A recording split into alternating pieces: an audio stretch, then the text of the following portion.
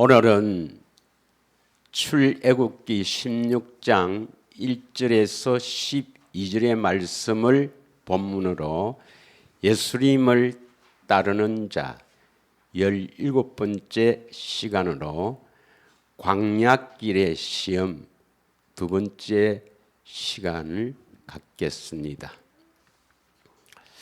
많은 사람들이 예수님을 믿는다고 하지만 율법과 복음을 오해하는 사람들이 많습니다. 어떤 사람들은 이제 율법은 폐했다. 그래서 율법은 별로 좋지 않는 걸로 이렇게 생각하고 복음, 오직 복음이다. 이렇게 생각하는 사람들이 들어 있습니다. 물론 예수님께서 이 땅에 오시고 십자가를 지심으로 말미암아 율법의 많은 부분은 완성했죠. 특별히 제사법이라든지 시민법 이런 것들은 주님이 오시고 십자가에 죽으심으로 다 완성했습니다. 이루었습니다. 그러나 여전히 우리가 지켜야 할 율법들이 있습니다. 특별히 도덕법에 그렇습니다. 로마서 7장 12절에 보면 율법도 거룩하다. 계명도 어렵고 선하다. 이렇게 말씀합니다. 그런데 많은 사람들이 율법을 오해하는 것이 누가복음 16장 16절에 보면 율법과 선지자는 요한의 때까지요. 그 후부터는 하나님 나라의 복음이 전파되어 사람마다 거리로 침입하느니라. 이런 구절을 오해를 해서 이제 율법과 선지자 시대는 끝났다. 이건 율법을 폐한 것이 아닙니다. 그 율법은 성경에 기록되어 있으니까 그 성경에 기록되어 있는 하나님의 명령, 그리고 선지자는 하나님의 명령, 하나님의 말씀을 직접 받아서 전하는 사람이니까, 그래서 우리가 성경을 통해서 하나님의 명령이나 또는 선지자를 통해서 하나님의 명령, 하나님의 뜻을 우리가 전해받아서 지키려 하는 그것은 끝났다 이 말입니다. 끝나고 이제는 뭡니까? 예수님이 오시고 십자가 지신 이후부터는 우리가 그리스도 안으로 하나님 나라로 들어가서 하나님 나라가 되어 살면은 저절로 하나님의 명령이 지켜지게 된다는 것입니다. 믿으십니까? 그래서 율법은 폐한 것이 아니라 율법을 완성하러 오셨습니다. 그래서 율법은 복음으로 지켜집니다. 우리 다 한번 따라하겠습니다. 율법은 복음으로 지켜진다.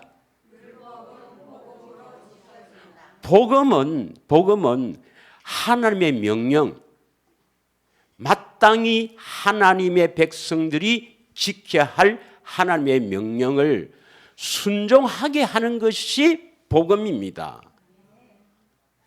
믿으십니까? 그래서 마태복음 5장 17절부터 22절까지 한번 읽겠습니다. 빨리 한번 읽겠습니다. 다 같이 읽겠습니다. 내가 율법이나 선지자를 폐하러 온 줄로 생각지 말라. 폐하러 온 것이 아니요 완전하게 하려 함이라. 진실로 너희에게 이르노니 천지가 없어지기 전에는 율법의 1.1획도 결코 없어지지 아니하고 다 이루리라. 19절 그러므로 누구든지 이 계명 중의 지극히 작은 것 하나라도 버리고 또 그같이 사람을 가르치는 자는 천국에서 지극히 작다 일컬음을 받을 것이요 누구든지 이를 행하며 가르치는 자는 천국에서 크다 일컬음을 받으리라. 20절 내가 너희에게 이르노니 너희 의가 서기관과 바리새인보다 더 낫지 못하면 결단코 천국에 들어가지 못하리라. 21절 옛사람에게 말한 바 살인치 말라 누구든지 살인하면 심판을 받게 되리라 하였다는 것을 너희가 들었으나 나는 너희에게 이르노니 형제에게 노하는 자마다 심판을 받게 되고 형제에 대하여 나가라 하는 자는 공회에 잡혀가게 되고 미련한 놈이라 하는 자는 지옥불에 들어가게 되리라. 이 말씀을 명심해야 합니다, 여러분. 믿으십니까? 모세의 율법은 즉 옛 계명에는 마태복음 22장 37절에서 40절 보면 결국 모세의 율법을 주신 것은 하나님을 마음을 다해 뜻을 다해 힘을 다해 목숨을 다해 사랑하라. 그것이 첫째 되는 계명이요. 둘째는 이와 같으니 내 이웃을 내 몸같이 사랑하라. 이것이 온 율법과 선지자의 강령이라. 믿으십니까? 그래서 하나님을 사랑하고 이웃을 사랑하고 그래서 율법을 지킬 수 있는데 이 율법을 주신 목적은 하나님을 사랑하고 이웃을 사랑하라고 모세 율법을 주신 것입니다. 믿으십니까? 그런데 그 하나님께서 약속하신 우리의 구원자의 실체이신 예수 그리스도가 성육신 하셔서 주님께서는 더욱더 모세 율법을 강화한 거예요. 더 세게 말씀합니다. 그래서 우리의 마음에 품었던 까지 다 지적하시는 거예요. 그래서 예수님께서는 새 계명을 세웠는데 옛 계명보다도 훨씬 강화된 거죠. 요한복음 13장 34절에 보면 내가 너희를 사랑한 것 같이 너희도 서로 사랑하라. 이것이 새 계명입니다. 이 새 계명을 통해서 이웃 사랑은 말할 것도 없고 서로 사랑하도록 예수님께서 해 주신다는 약속입니다. 믿으십니까? 그래서 이 새 계명을 어떻게 이루시는가? 우리 안에 들어오셨는데 십자가의 대신 죽으심은 우리 안에 오셔서 우리가 하나님을 마음을 다해 뜻을 다해 목숨을 다해 사랑하도록 하시는데 그러나 우리 안에 오셨지만 우리 죄를 용서하고 치고 우리 안에 오셨지만 여전히 우리는 더러워요. 더럽습니다. 그래서 이 더러운 우리 안을 정결케 하는 이 일이 대단히 중요하고도 어려운 일입니다. 왜냐? 내가 누누이 말하지만 이것은 하나님의 단독으로 되는 사역이 아니냐. 우리가 그 하나님의 예수님의 그 사역에 우리가 힘을 써야 하는 것입니다. 믿으십니까?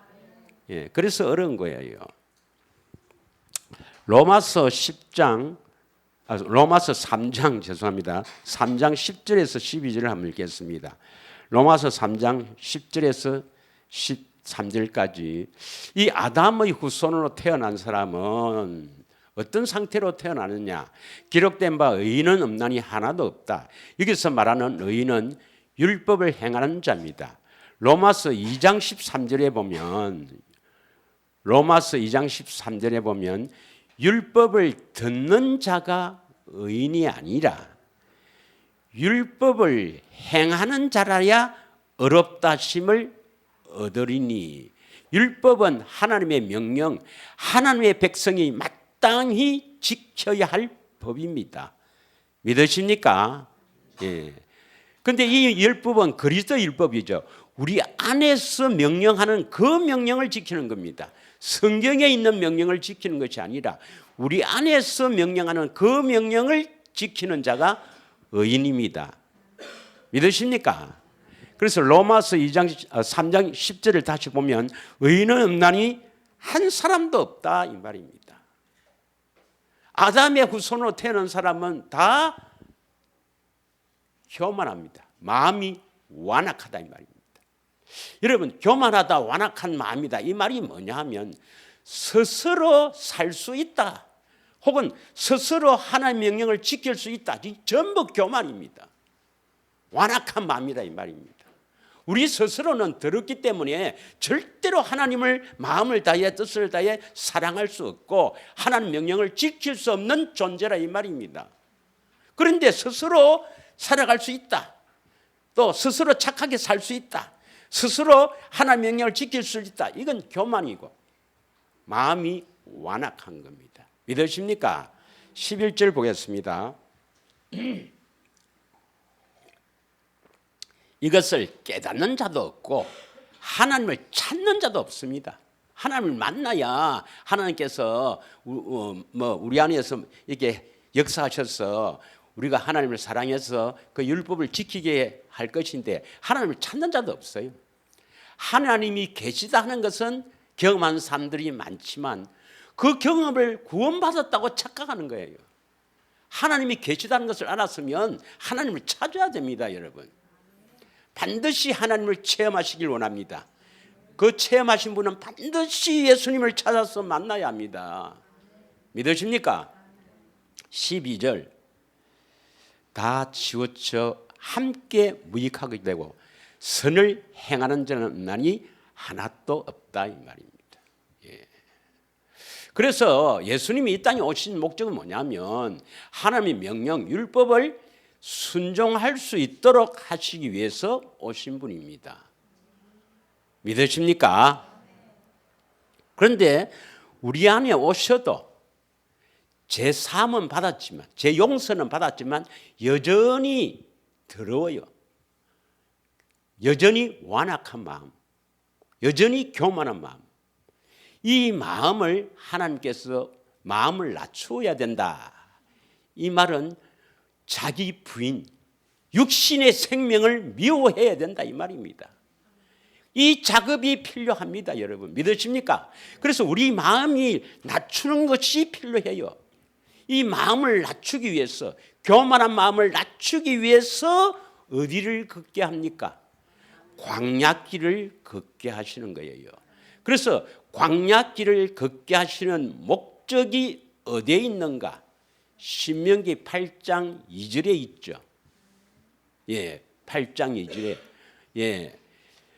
내 하나님 여호와께서 이 40년 동안 내게 광야길을 걷게 하신 것입니다. 걷게 하는 게 걷게 하신 것을 기억하라.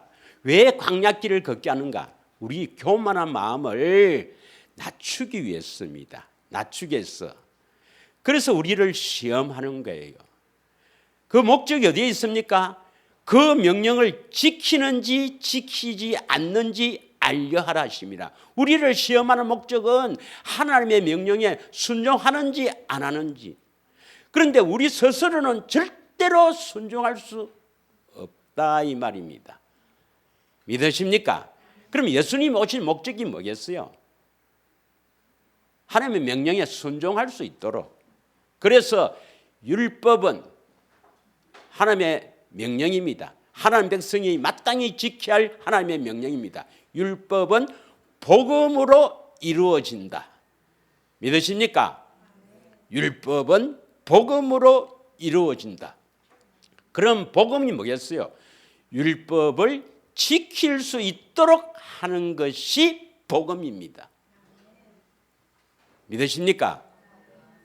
그래서 이 하나님 명령에 순종하지 않으면 천당 못 갑니다. 하나님의 심판은 믿음으로 하는 것이 아니라 말씀을 듣고 순종했느냐 안 했느냐, 이것을 우리는 하나님의 선한 일이랍니다. 선한 일을 했느냐 했지 않느냐에서 그것으로 심판합니다. 많은 사람들이 예수 믿으면 우리는 심판받지 않고 천당 간다. 아닙니다. 물론 야고보서에 그 믿음이 진정한 믿음이면 반드시 행하게 된다. 행함이 없는 믿음은 가짜 믿음입니다. 믿으십니까? 그래서 이 명령을 지키기 위해서 우리 마음을 낮추시는 거예요. 그럼 어떻게 마음을 낮추는가? 결론부터 이야기하면 우리를 줄이게 합니다. 줄이게 한다는 것은 부족하게 한다. 또는 다른 말로 괴롭게 한다. 신약에 와서는 예수님이 십자가에서 피를 흘림으로 다 용서하셨으니까 허락하시는 거죠. 허락하시는 겁니다. 이 허락하셔서 우리가 줄이고 우리가 괴로운 것을 하나님이 다 허락하셔서 감당할 시험을 주십니다. 이 시험을 왜 하느냐? 우리를 낮추기 위해서입니다. 더 쉬운 말로 하면 마음의 할례를 시키기 위해서입니다. 다른 말로 신약에서는 자기를 부인하기 위해서. 그러면 누가 광야의 길을 걷고 있는가? 어떤 사람이 지금 광야 길을 걷고 있는가? 그럼 저쪽 동네에서는 지금 광야 길을 걷고 있습니까? 아닙니다. 광야 길을 안 걷습니다. 왜? 이제 이미 십자가를 믿고 구원받았는데 가나안 땅에 다 왔다는데, 가나안 땅에 들어가라 이 말은 그리스도 안에 들어가라 이 말이고 성전을 지어라 이 말인데, 그들은 십자가 복음을 믿고 이제 하나님의 자녀가 다 되었다고 착각하고 오해하니까 광야길을 걷지 않습니다. 우리 마음을 낮출 그런 방법도 모르고 할 생각도 하지 않는 것입니다. 한번 볼까요? 반드시 심판을 받습니다. 여러분, 죽으면 심판이 있어요. 고린도후서 5장 10절에 뭐라고 기록되어 있습니까? 고린도후서 5장 10절에는 어떤 사람들은 예수 믿으면 심판을 받지 않는다. 그건 자기 복음이고 아닙니다. 고린도후서 5장 10절에는 우리가 다 반드시 그리스도의 심판대 앞에 나타나게 되어 각각 선악간에 그 몸으로 행한 것에 따라 심판을 받습니다. 그 몸으로. 선을 행한 사람은 심판에서 천당 가는 낙원으로 갈 것이고, 선을 행하지 않는 사람, 선을 행하지 않는 것은 전부 악입니다. 그래서 율법의 행위, 자기 스스로 율법을 지키려는 행위, 이 율법의 행위는 악입니다. 악. 배후에 누가 있어요? 마귀가 있다 그랬죠.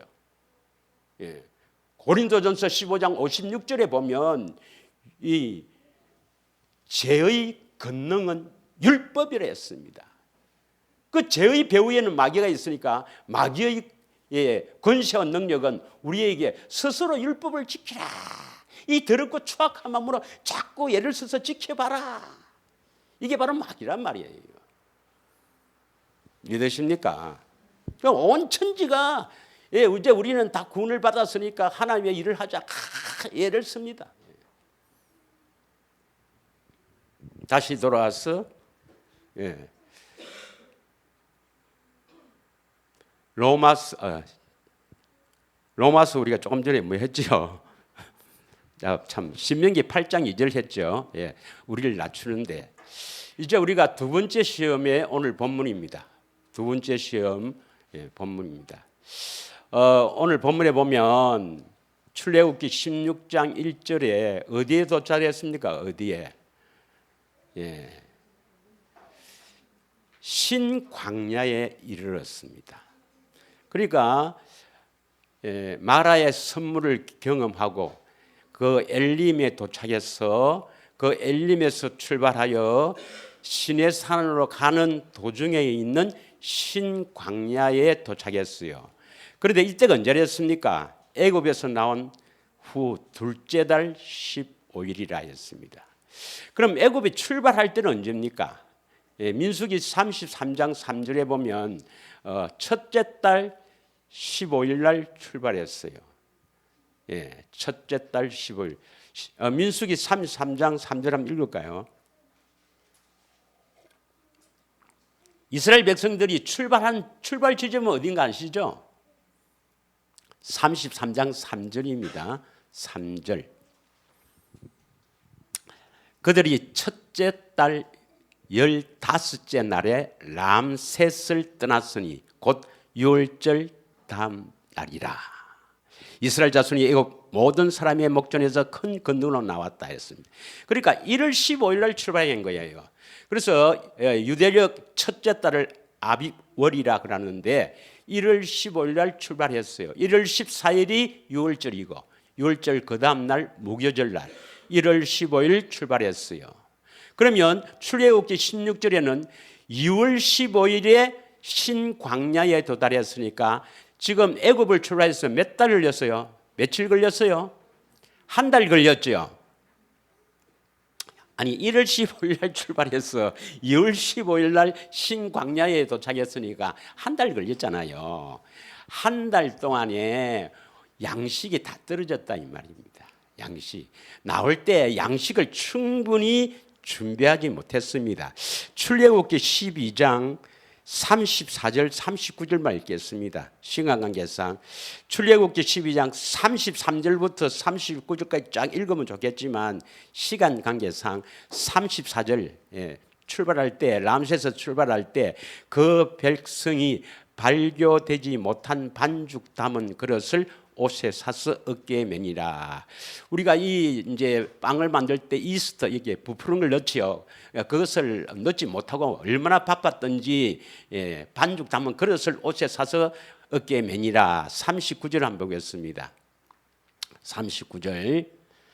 그들이 애굽으로부터 가지고 나온 발교되지 못한 반죽으로 무교병을 구웠으니 이는 그들이 애굽에서 쫓겨남으로 지체할 수 없었으며 아무 양식도 준비하지 못하였음이었더라. 뭐 쉽게 말하면 한 달 걸어온 동안 그들이 나올 때는 바로 그 홍해를 따라서 바로 가면은 금방 가나안 땅에 갈 거라고 별로 준비도 하지 않고 왔어요.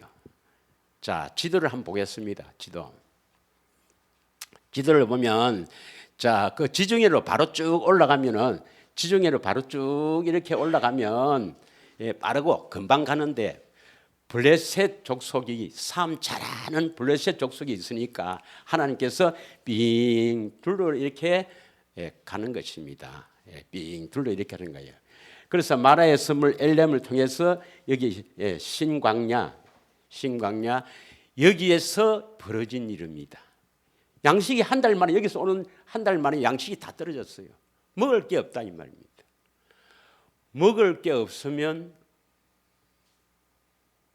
이제 이들이 원망하는 겁니다. 자, 출애굽기 16장 2절 3절을 함께 읽겠습니다. 2절 3절. 그 원망하는 내용이 3절이 나와요. 2절에 보면 온 회중이 모세와 아론을 원망하는데 뭐라고 원망합니까? 3절 같이 읽겠습니다. 시작. 이스라엘 자손이 그들에게 이르되 우리가 애굽 땅에서 고기 가마 곁에 앉아 있던 때와 떡을 배불리 먹던 때에 여호와의 손에 죽었더라면 좋았을 것을. 너가 모세와 아론 너가 이 광야로 우리를 인도해서 여기서 굶어 죽는 거구나. 그래서 모세와 아론을 원망하는 거예요. 그러면 떡 좀 달라 하지. 여기 뭐라고 해놨습니까? 뭐 어떻게 죽으면 좋겠더라고? 애굽에서. 그러니까 세상에서 말하죠. 세상에서 말하는 것은 바로왕 밑에서 다시 말하면 악한 마귀에게 속하여 이 말입니다. 고기 가마 곁에 앉아 있던 때와 떡을 배불리 먹던 때에 여호와의 손에 죽었더라면 좋았을 걸. 이게 무슨 말입니까? 대부분의 교인들은 다 이런 생각을 가집니다. 세상에서 잘 먹고 잘 살다가 천국 나가면 좋겠다. 이런 생각하는 사람이 없습니까? 많습니다, 여러분. 심지어 새 언약 천국 복음하는 사람들도 많아요. 여기서 잘 먹고 잘 살다가 높게 출세해서 살다가 그래서 천 나가면 좋겠다. 그래서 가르치기도 그렇게 가르쳐요. 여러분, 세상에서 우리가 출세해야 됩니다. 젊은이들은 출세해야 됩니다. 출세해서 하나님의 영광을 나타내고 많이 들어야 하나님 기뻐하십니다. 이거 순 거짓말입니다. 여러분. 오늘 어린이날이니까 우리 이 청소년들에 대해서 한마디 하죠. 어릴 때부터 다윗처럼 아버지의 신임을 받지 못하고 아버지의 사랑을 받지 못해도 어릴 때부터 그 언약을 믿고 양을 치는 가운데서도 하나님의 능력을 체험한 다윗은 이스라엘의 왕으로 세워주시는 놀라운 하나님의 그 은혜를 잘 깨닫고 뭐 공부도 열심히 해야 되고 뭐 해야 되겠지만 목적이 어디에 있는가? 언약 붙잡고 하나님 앞에 기도해서 예수님 앞에 기도해서 지혜와 총명으로 채워져서 하나님이 높여야 그게 진짜 출세하는 겁니다. 믿으십니까?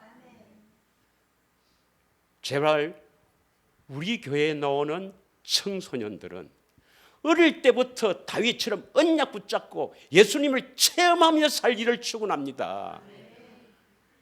그래서 그 예수님이 높이면 그 사람이 바로 진정한 출세를 한 사람이고 그 사람은 세상에서 드러나게 하실 것입니다. 여러분, 믿으십니까? 다시 돌아와서 많은 교인들이 이렇게 생각하지만 우리는 그렇게 생각하면 안 됩니다.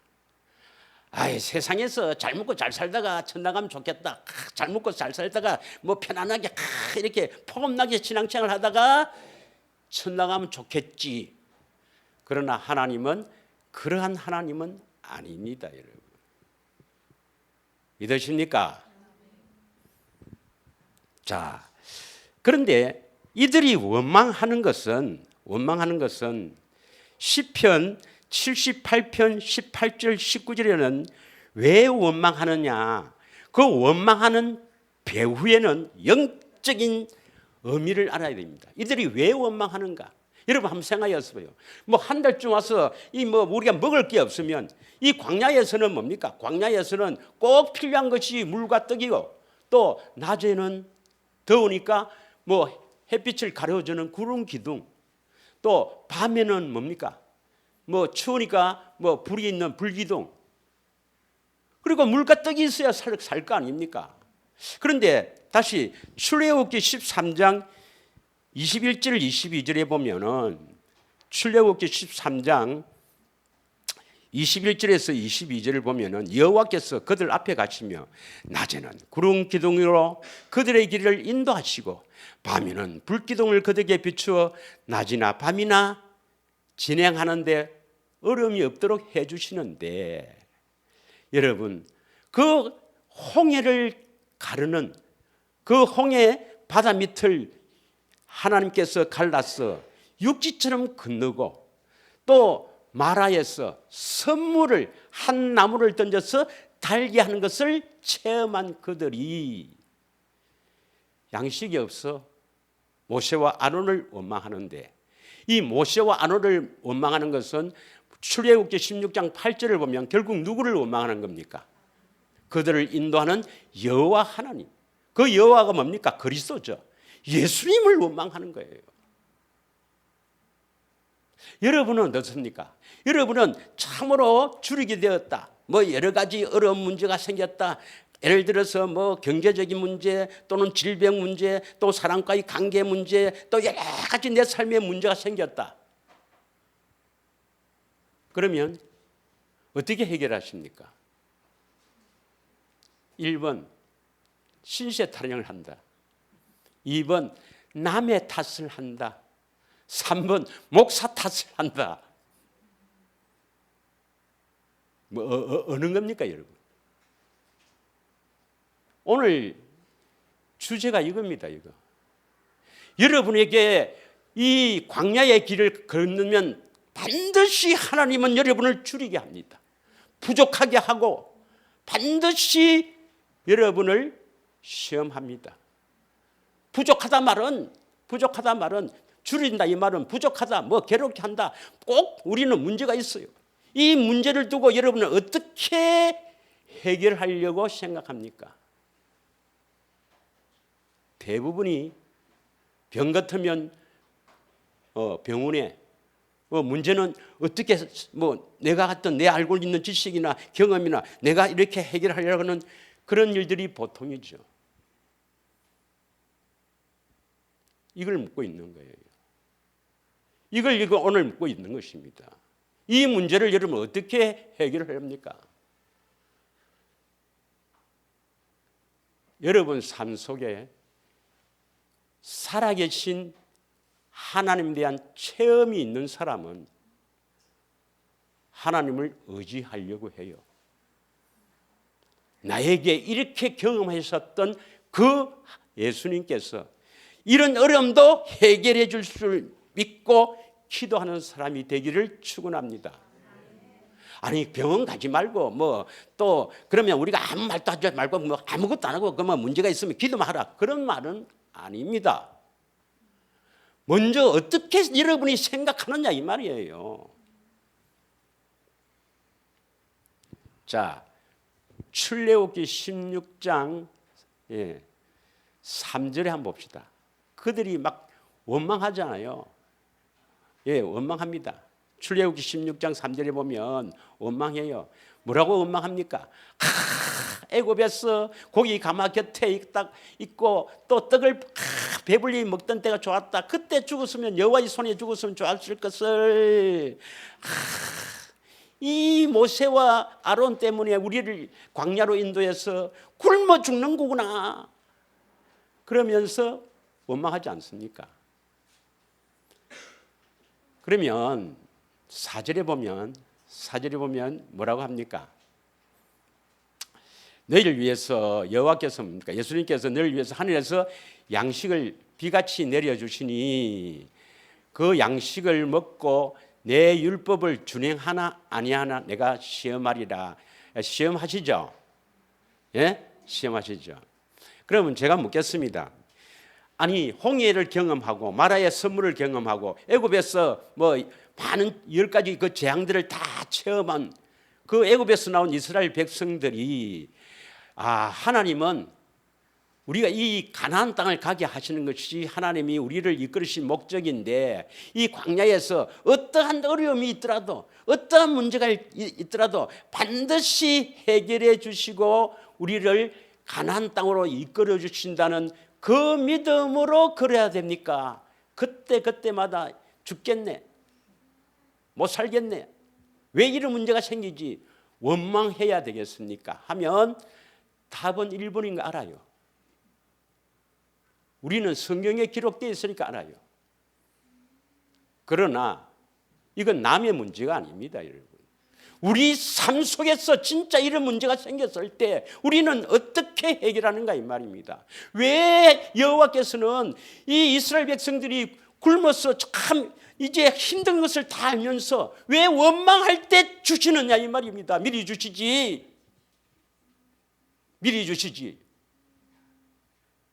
하나님이 그걸 모르시냐 이 말이에요. 미리 다 주시면 얼마나 좋을까. 또 한 번, 두 번 기도해서 주시면 얼마나 좋을까. 왜 이렇게 원망하고 불평할 때 주시냐 이 말이에요. 이걸 우리가 잘 오늘 깨달아야 됩니다. 우리를 줄이게 하는 목적, 우리를 시험하는 목적, 우리를 낮추시는 목적이 결국 뭡니까? 가나안 땅으로 들어가기 위해서, 가나안 땅으로 소유를 주시기 위해서 우리의 믿음을 키우는 것입니다. 믿으십니까? 여러분이 지금 처해져 있는 여러 가지 어려운 문제들, 여러 가지 고통받는 문제들, 여러 가지 이 줄여 있는 이러한 문제들은 그걸 통해서 우리 예수님은 여러분들의 믿음을 성장시키기를 원하십니다. 믿으십니까? 믿으십니까, 여러분? 다시 말하면 믿음이 없으면 들어갈 수가 없다 이 말이죠. 그 믿음이 뭐겠어요, 여러분? 그 믿음이 뭡니까? 바로 예수님을 아는 것입니다. 예수님을 여러분 안다고 해도, 믿는다 해도 실제로 어떤 상황이, 어떤 어려운 문제가 탁 되면 예수님이 나의 믿음을 세워주시려고, 믿음을 크게 하시려고 이런 어려움이 왔구나. 이 시험을 기쁘게 여기겠습니까? 아니면 우와, 나에게 왜 이런 문제가 생기노? 주여, 왜 이랍니까 정말? 원망하는 게 먼저겠습니까? 이걸 여러분 잘 생각해야 합니다. 할렐루야. 그러면 왜 성경에 이것을 기록했느냐? 고린도전서 10장 10절 11절에 보면, 고린도전서 10장 11절에 보면은 그들 가운데 어떤 사람들이 원망하다가 멸망했다. 너희는 그들같이 원망하지 마라. 그리고 11절에 말세를 만난 우리에게, 그들에게 일어난 이런 일은 우리가 안 일어난단 말이 아니고, 우리는 시험 안 받는단 말이 아닙니다. 우리도 같은 시험을 받는데 이렇게 미리 성경에 기록해서 봐라, 이 사람들은 다 이리라고 망했잖아, 멸망했잖아. 너희들은 그렇게 원망하지 말고, 너희는 그러지 말고. 이들이 우리의 본복이 아니냐. 우리를 깨우치기 위해서 그들이 희생된 거 아니냐. 믿으십니까? 하나님은 그들을 충분히 살릴 수 있습니다. 충분히 가나안 땅에 들어가게 할 수 있습니다. 이 여호수아와 갈렙뿐만 아니라 그 람세에서 출발한 장정말 60만이니까 그 다 사람들 다 가나안 땅에 다 보낼 수가 있는 하나님이에요. 왜 둘만 들어가게 하셨습니까? 믿음이 있는 자입니다. 가나안 땅을 주신다는 그 약속을 확실히 믿는 자만 들어간다. 나머지는 다 멸망받았더라. 우리의 본보기가 되는 겁니다, 여러분.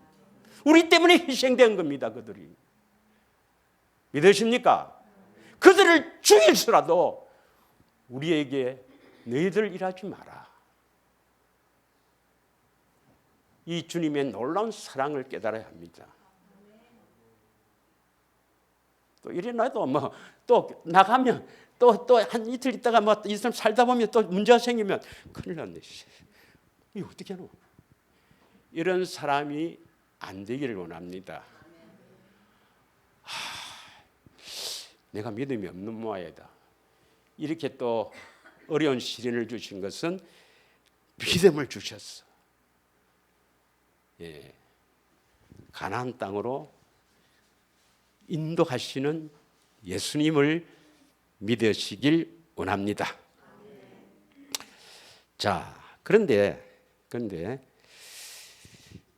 히브리서 3장 8절에서 11절은 히브리서 3장 8절에서 11절에 보면 여러분 가나안 땅에 대한 소망이 있어야 돼요. 그리스도 안에서 사는 자, 그러니까 성전이 지어졌다면 하나님의 이름으로 사는 자, 그러니까 예수 이름으로 사는 자, 그리스도 안에서 사는 자에 대한 그 영생의 소망이 꽉 차 있어야 됩니다. 자, 8절부터 우리 한번 읽겠습니다. 11절까지. 광야에서 시험하던 날에 거역하던 같이 너희 마음을 완고하게 하지 말라. 이 마음을 완고한 것은 교만한 마음입니다. 이걸 부드러운 마음, 예수님을 사랑하는 마음으로 바꿔줘야 된다 이 말이죠. 9절. 거기서 너희 열조가 나를 시험하여 경험하고 40년 동안에 나의 행사를 보았느니라. 10절. 그러므로 내가 이 시대에 놓아여 이르기를 그들이 항상 마음이 미혹되고 내 길을 알지 못한도다. 항상 마음이 미혹되고 그래서 내 길을 알지 못한다. 여러분은 마음이 미혹되지 않기를 원합니다. 생명의 길을 알고 있는 여러분은 미혹이 안 될 줄 믿습니다. 11절. 내가 놓아여 맹세한 바 같이 그들은 내 안식에 들어오지 못하였다. 그러니까 가나안 땅은 하나님의 안식, 진정한 안식입니다. 여러분, 이스라엘 백성들이 바로 밑에서 노예로 살다가 가나안 땅에 들어가라는 것은 자유를 주신다는 그 열망이 있어야 돼요. 여러분도 가나안 땅을 주신다는 그 열망이 있어야 됩니다. 그 갈망이 있어야 됩니다. 가나안 땅은 진정한 자유가 있는 것입니다. 여러분, 그 요한복음 8장 32절에서 34절에 보면은 진리가 너희를 자유케 하리라 하니까 이스라엘 백성들이 우리는 남의 종된 적이 없는데 무슨 자유를 뭐 이렇게 운운하느냐니까 예수님께서 34절에 뭐라 했습니까? 죄를 짓는 자는 죄의 종이다 했습니다. 죄를 짓는 자는 마귀의 종이다 이 말입니다. 믿으십니까? 그래서 여러분이 가나안 땅을 갈망한다는 것은 여러분이 지금 짓고 있는 이 죄에 대해서 이 죄를 미워해야 된다 이 말이죠. 그래서 이 죄를 안 지어야 된다. 정말 죄에서 자유함을 얻어야 된다. 나는 가나안 땅에 가야 한다는 그 열망이 있어야 됩니다. 믿으십니까? 죄를 지어도 속으로 죄를 즐기는 사람은 없겠지. 우리가 죄를 안 지려고 노력하는 건 아니지만 그건 또 마귀가 하는 거예요. 죄를 안 짓고 착하게 살아보려 그것도 하는 거예요. 그러나 자꾸 이상한 생각이 들어오고 자꾸 우리가 하나님이 원하지 않는 죄를 지을 때 이 자신을 미워하며 나는 가나안 땅에 들어가야 된다. 가나안 땅에 들어가서 저 악한 것을 대적하고 이겨야 된다는 그런 갈망이 있어야 되고 거기 가면 진정한 안식이 있는 것입니다. 거기 가면 내가 노력하고 애를 쓰는 것이 아니라 주님이 다 일하시고 나는 그 음성을 듣고 순종만 하면 축복이 오신다는 것. 그런 안식에 대한 갈망이 있어야 하는 것입니다. 믿으십니까? 그 가나안 땅의 갈망, 그 영생의 소망이 우리가 가나안 광야길을 걷게 하는데 승리할 수 있는 큰 원동력이에요. 믿으십니까? 그 가나안 땅을 갈망하며 살기를 원합니다. 자, 그런데 아까 다시 돌아와서 시편 78편 20절에서 22절 보면 그들이 원망할 때 뭐라고 원망했습니까? 애굽에서 고기 가마 곁에 또 떡을 배불리 먹고 여호와의 손에 죽었으면 좋았을 걸 하면서 원망하잖아요. 그것을 두고 시편 78편 18절에서 19절을 먼저 보겠습니다. 18절 19절 계속해서 보겠습니다. 자, 그들이 탐욕대로 음식을 구하여 그들의 심정이 하나님을 시험했다. 이렇게 기록되어 있습니다. 그들이 원망하는 배경에는 배후에는 탐욕이라는 겁니다. 탐욕. 아니 뭐 떡이 없어서 우리가 굶어 죽게 됐는데 떡을 구하고 뭐 고기를 구하는 게 뭐 그것이 탐욕이고 왜 탐욕인가 그 다음에 나옵니다. 하나님을 시험하는 거예요. 19절 그 다음에 그뿐 아니라 하나님을 대적하여 말하기를 하나님이 광야에서 식탁을 베푸실 수 있으랴. 이 말이 뭐예요? 하나님께서는 광야에서도 식탁을 베풀어 줄 수 있단 말입니까? 있겠나? 못한다 이 말입니다. 하나님의 능력을 의심하는 거예요. 홍해의 기적과 마라의 그 기적을 체험하고도 하나님의 능력, 전능하신 하나님의 능력을 체험하는 겁니다. 좀 체험하는 게 아니라 그 하나님을 믿지 않는 겁니다. 이것을 우리는 뭐라냐면 하나님을 시험하고 하나님을 대적하는 것입니다. 그들이 광야에서 그 떡을 먹을 떡이 없어서 굶어 죽어도 하나님은 반드시 우리를 살려주셔서 광야로 이끄신다는 그 믿음이 없다 이 말입니다. 그 믿음이 없이 모세를 원망하고 아론을 원망하는 것은 바로 여호와 하나님 예수님을 원망하는 것인데 그것은 그 배후에 하나님을 시험하는 것, 하나님을 대적하는 것, 하나님의 전능하심을 믿지 못하는 것이라 이 말입니다. 믿으십니까? 여러분 삶 속에서도 뭐 어떤 사람은 예수님이 고쳐준다 생각도 안 해요. 아프면 자기가 어떻게든지 찾아서 나사보려는 사람은 예수님을 믿지 않는 사람입니다. 믿음이 없는 사람입니다.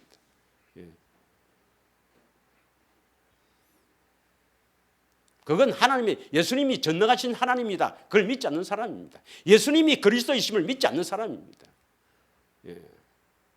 거기에만 이렇게 아멘 할 것이 아니라 예수님이 그리스도이심을 믿기를 원합니다. 예수님은 왕, 선지자, 제사장입니다. 왕은 우리 주인입니다, 이 말입니다. 우리 주인은 나를 책임진다, 이 말입니다. 주인은 나를 책임진다, 이 말이에요. 선지자는 인도하신다, 이 말입니다. 말씀으로 인도하신다, 이 말입니다. 그리고 제사장은 우리 죄 문제를 해결하신다, 나를 깨끗게 하신다, 이 말입니다. 예수님이 그리스도이심을 믿기를 원합니다. 이 믿음이 있어야 생명이 얻습니다. 믿으십니까? 그러면 20절에 봅니다. 보라, 그가 반석을 쳐서 물을 내시니 시내가 넘쳤으니 그가 능히 떡도 주시며 자기 백성을 위하여 고기도 예비하시랴. 이거는 그렇게 하지 못한다는 의미입니다. 예비하시랴, 이거는 그렇게 하시지 않는다, 그렇게 못하는 하나님이다, 이렇게 생각하는 거예요. 하나님의 전능하심을 믿지 못하는 거예요. 21절 보겠습니다. 그러므로, 다 같이 읽습니다. 시작. 그러므로 여호와께서 듣고 노하셨으며 야곱에게 불같이 노하셨으며 또한 이스라엘에게 진노가 불타 올랐으니 22절. 이는 하나님을 믿지 아니하며 그의 구원을 의지하지 아니한 때문이로다. 예수님을 믿기를 원합니다. 예수님은 하나님의 아들 그리스도이심을 믿기를 원합니다. 이걸 믿게 하기 위해서 예수님을 알게 해야 되거든. 예수님을 알아야, 체험해서 알아야 예수님이 하나님의 아들 믿게 됩니다. 예수님이 하나님의 아들을 믿어야 세상을 이길 수 있는 믿음이 오는 거예요. 예수가 그리스도이심을 믿어야 생명이 오는 거예요. 믿으십니까? 그것을 예수님이 하나님의 아들 그리스도이심을 알게 해서 믿게 하시려고 우리에게 주리게 하시는 것입니다. 믿으십니까? 우리는 이제 알고 이들이 왜 망했는가 알기 때문에 원망하지 말고 믿음으로 살기를 원합니다. 오직 나의 의는 믿음으로 말미암아 살리라. 다음 설교의 주제입니다. 주제. 믿음으로 살기를 축원합니다. 자, 그러면 이제 이 하늘에서 비같이 내리는 양식, 비같이 내리는 양식인데 저녁에는 뭘 주었어요? 고기 메추라기를. 그 메추라기는 한 번밖에 안 먹었어요. 그 다음 매일 아침마다 뭘 먹었어요?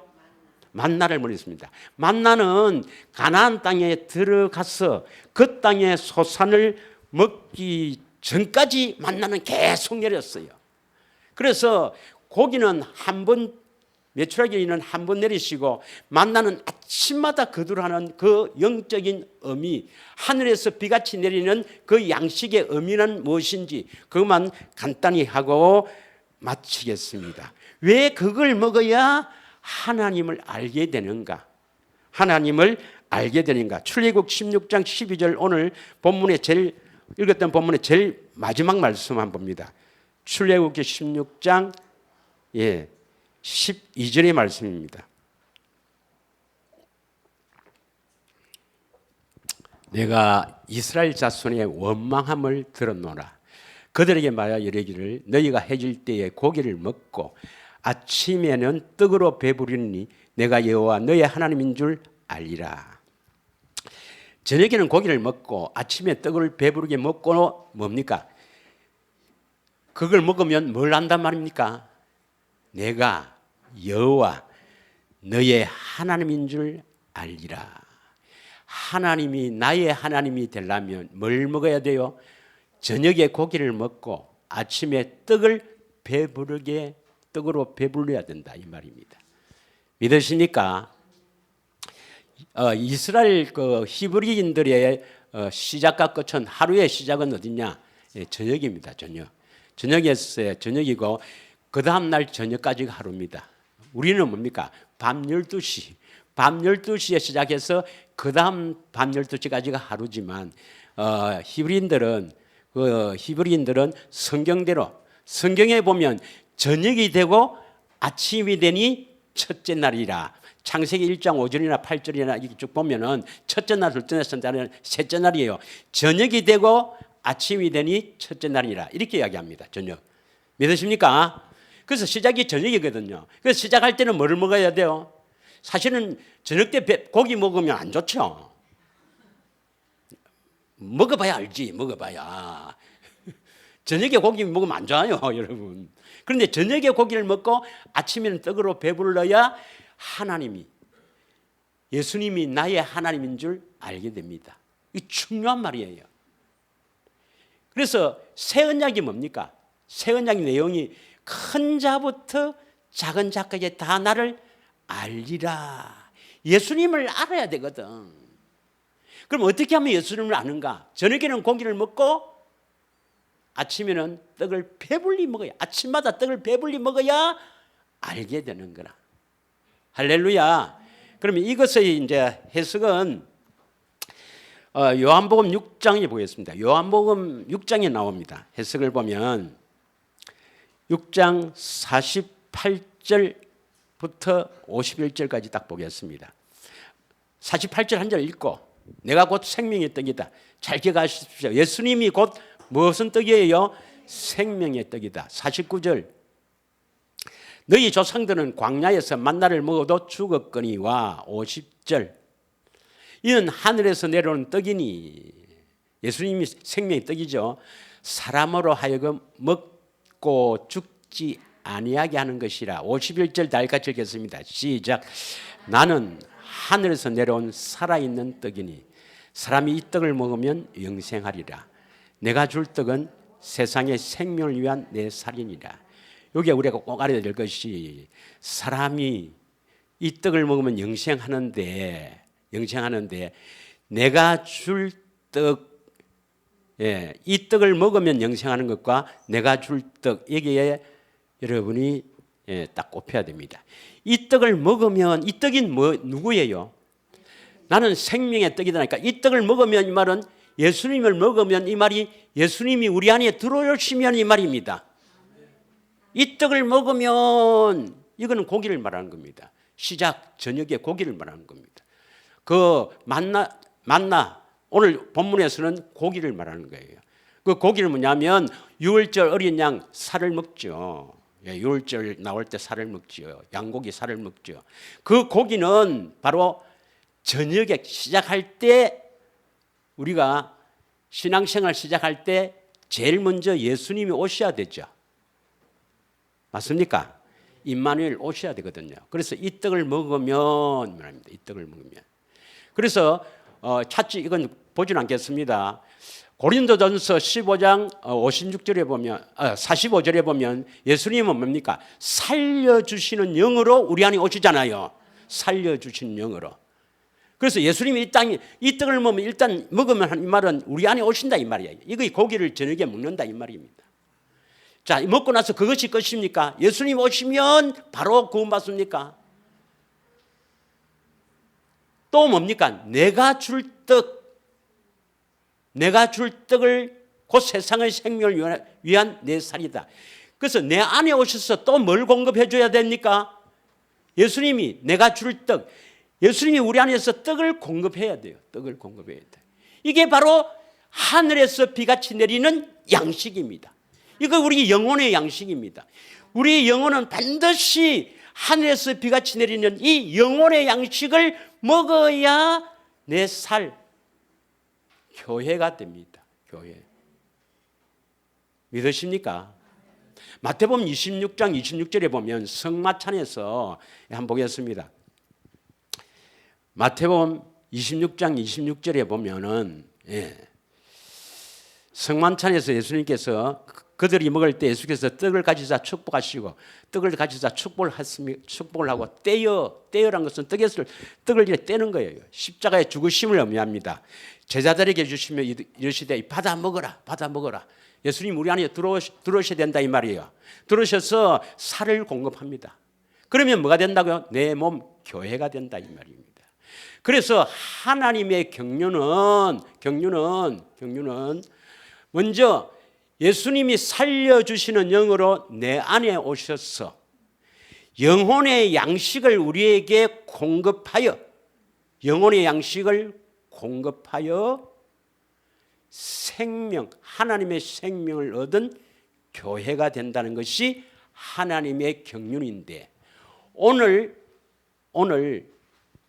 출애굽기 16장 12절의 말씀은 저녁에 고기를 먹고 아침마다 떡을 배불리 먹어야 이게 우리 영혼의 양식인데, 고기는 우리 안에 오시는 겁니다. 고기를 먹는 것은 예수님의 그 살을 먹는다 이 말입니다. 유월절 어린 양을 먹는다는 것은 내 안에 오신다는 것을 의미하고, 그 다음 아침마다 여러분이 영혼의 양식을 배불리 먹어야 바로 예수님이 나의 하나님인 것을 알게 된다. 새 언약이 이루어지는 걸 말합니다. 믿으십니까? 그러면 영혼의 양식을 어떻게 먹느냐? 다음 시간 하겠지만 시간에서 1분 만에 할게요. 1분 만에. 영혼의 양식은 어떻게 먹는가? 여러분이 현재 처해져 있는 여러 가지 어려운 상황, 어려운 여건, 여러 가지 문제를 통해서 영혼의 양식을 먹습니다. 여러분이 지금 현재 여러 가지 줄이게 되는 그 놀라운 축복들이, 또 축복에 말하니까 또 그하지만 그 놀라운 그 하나님의 은혜들이, 또 은혜라니까 또 그렇게 하겠네. 하여튼 여러분의 지금 줄이게 하는 놀라운 그런 일들이 영혼의 양식이 되기를 축원합니다. 어떻게 영혼의 양식이 돼야 되는가? 누가복음 18장 1절에 보면 항상 기도하고 낭망하지 말아야 될 것을 비유로, 불의한 재판관과 이 과부 여인에게 비유로 말씀하시죠. 여러분이 항상 그러한 문제들을 통해서 기도로 나아가야 됩니다. 그러한 어려운 여러 가지 문제들을 갖고 하나님 앞에 기도로 나가야 됩니다. 그래야 기도하니까 문제가 있어야 기도하니까. 그 기도로 나아가면 절대 낭망하지 마세요. 반드시 이루어 주신다는 것, 반드시 들어주신다는 것이 이 비유입니다. 그럴 때 요한복음 16장 13절에서 14절을 보면, 요한복음 16장 13절에서 14절, 진리의 성령께서 모든 진리 가운데로, 성경 가운데로 이끌어서 그 어떤 성경에 있는 그 예수님의 그 사랑의 말씀을 탁 떠오르게 하거나 기억나게 하거나 탁 하거나, 더 깊은 사람은 안에서 말씀하시거나 가르친단 말이에요. 그걸 통해서 감사하면 바로 이 양식을 먹는 겁니다. 영혼의 양식을 먹는 겁니다. 그래서 여러분이 예수님을 점점 알아가야 됩니다. 예수가 그리스도이심을 알아야 합니다. 여러분, 그리스도는 우리 모든 문제의 해결자입니다. 그래서 요한복음 20장 31절에 이렇게 기록합니다. 요한복음 20장 31절에 왜 성경을 우리에게 주셨나? 오직 이것을 기록하면 너희로 예수께서 하나님 아들 그리스도이심을 알고 믿어야 합니다. 알게 해서 믿어야 합니다. 또 너희로 믿고 그 이름에 힘입어, 그때 예수 이름을 주시는 거예요. 예수 이름을 주셔서 생명을 얻게 됩니다. 할렐루야. 여러분 삶 속에 이 어려운 문제들이, 우리를 줄이게 하는 것들이 영혼의 양식으로 소화되기를 축원합니다. 가나안에 들어가기 위해서는 반드시 이 양식을 먹어야 합니다. 우리 다 같이 이 한 시간 기도하겠습니다.